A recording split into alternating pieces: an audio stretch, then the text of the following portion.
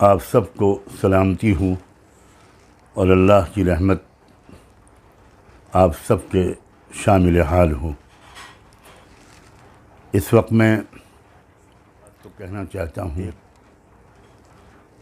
मुस्लिम समाज के उलमा से, मस्जिदों के इमामों से और आम मुसलमान भाइयों और बहनों से और मुस्लिम नौजवानों से भी। और एक बात मैं कहना चाहता हूँ, ओबीसी समाज के तमाम लीडरों से, भाइयों और बहनों से, ओबीसी समाज के नौजवानों से, स्कूलों और कॉलेजों में ओबीसी समाज के से ताल्लुक़ रखने वाले टीचर्स और स्टूडेंट्स से,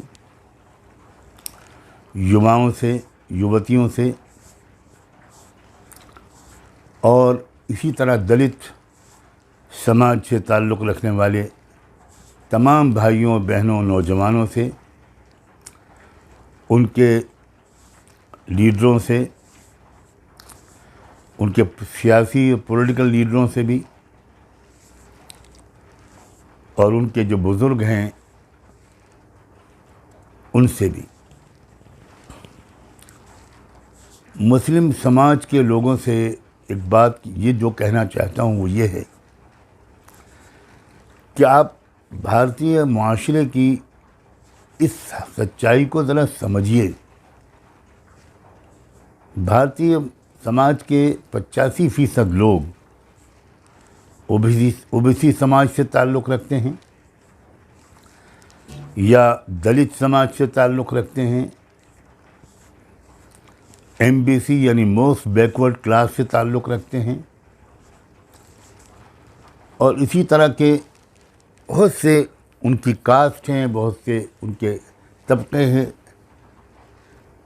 इस बात को मैं बड़े एहतराम के साथ उलमा और अइम्मा से कहता हूँ, प्लीज़ इसको समझिए और एक एक मुसलमान को इसको समझाइए। ये लोग हमारे दुश्मन नहीं हैं, हम तो किसी के भी दुश्मन नहीं हैं, लेकिन ये लोग हमारे दुश्मन नहीं हैं।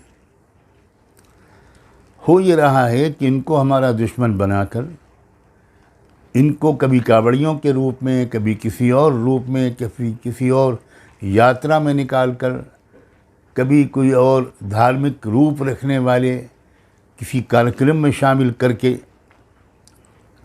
इनको हमारे ऊपर उकसा कर, गुस्सा दिलाकर हमारा दुश्मन बनाया जा रहा है उन लोगों की तरफ से जो ये सब करके अपनी रोटियां सेक रहे हैं। कभी आपने देखा है कि कावड़ियों में किसी अपर कास्ट का नौजवान भी आया हो? कभी किसी मजहबी कार्यक्रम में, नाच गाने में, नौटंकी में, किसी जुलूस में कभी आपने देखा है कि किसी अपर कास्ट का कोई नौजवान शामिल हुआ हो?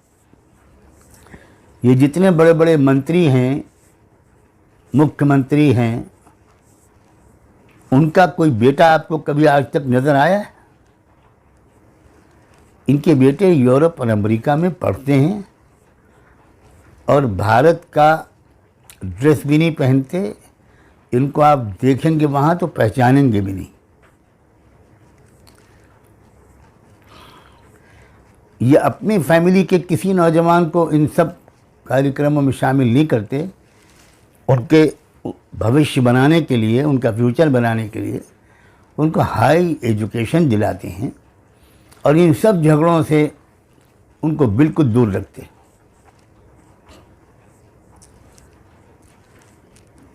आप मुसलमान इसको समझें। इसलिए ये जो क्लास है जो हर तरफ फैला हुआ है, यही लोग हैं जिनको हम हिंदू समझते हैं।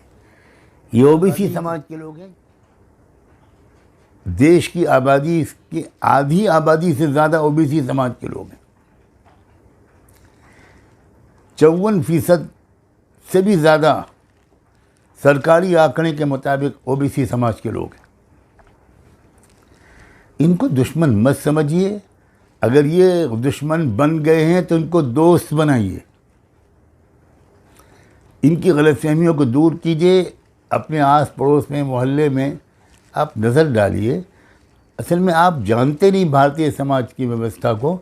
आप इन सब को हिंदू समझते हैं, और हिंदू भी क्या दुश्मन समझते हैं? नहीं, ऐसा नहीं है।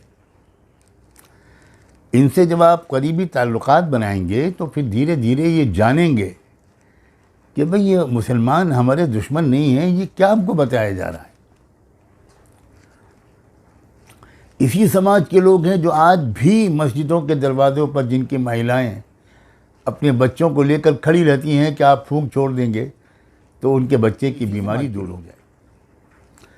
कोई 15% अपर क्लास के जो समाज है उसके लोग नहीं आते आपके पास, और हम तो उनके भी दुश्मन नहीं हैं, और उनमें भी सब बुरे नहीं होते।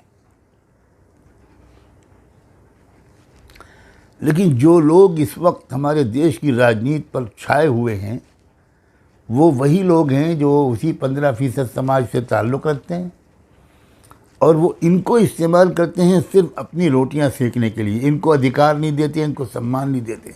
खुदा के लिए मुल्क की जो ये सूरत हाल है इसको समझिए। कब समझेंगे आप? अभी जो कुछ हुआ है, ये कौन लोग थे जो कावड़ियों के रूप में आए थे? ये तो इन्हीं लोगों को इस्तेमाल करते हैं। ये रोज़ी रोज़गार से न लग जाएं, ये पढ़ने लिखने न लगें, तो वे एक तीर से दो शिकार करते हैं। मुसलमानों मस्जिदों को जलाते हैं और इनको अपना गुलाम बनाए रखते हैं। इनको उठने नहीं देना, उभरने नहीं देना। इनको किसी स्पोर्ट में, किसी चीज़ में आगे नहीं बढ़ने देते। आप सोचिए ज़रा कि अब तो जाट समाज को पुकार रहे हैं कि आ जाओ हमारे साथ हमला करो मुसलमानों पर। दिल्ली में जो पहलवान लड़कियां बैठी थीं वो भी तो जाट थीं। उनके साथ क्या सलूक किया गया है? बाल पकड़कर घसीटा गया है उन लड़कियों को। किसान जो साल भर तक बैठे रहे और 750 या 700 किसान उसमें बेचारे मौत के शिकार हुए अपने एहतिजाज में, वो भी तो जाट थे। उस वक्त जाट अपने रिश्तेदार नज़र नहीं आए। अब जब जाटों को इस्तेमाल करने की ज़रूरत पड़ी तो जाटों की खुशामद हो रही है। इसलिए मैं आप मुसलमानों से कहता हूँ कि आप इन सब बिरादरियों के लोगों से करीबी ताल्लुकात कायम कीजिए। किसी भी तरह इनकी गलतफहमियों को दूर कीजिए, राब्ते बढ़ाइए। उलमा से कह रहा हूँ कि ये बात मुसलमानों को समझाइए।